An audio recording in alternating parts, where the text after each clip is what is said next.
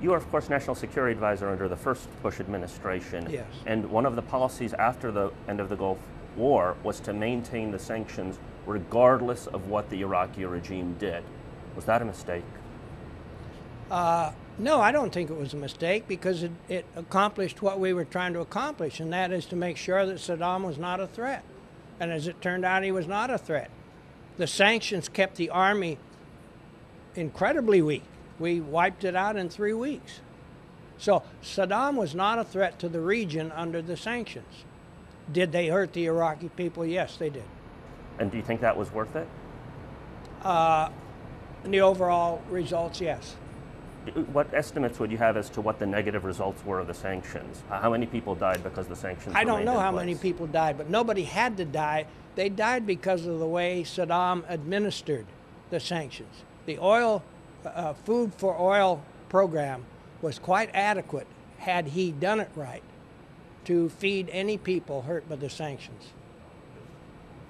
The UN resolution said that the sanctions would be removed once he complied with his obligations under the disarmament resolution. Yeah. Your policy was to say, even if he does comply. No. That's what Jim Baker said, and that's what George Bush said in May of 1991.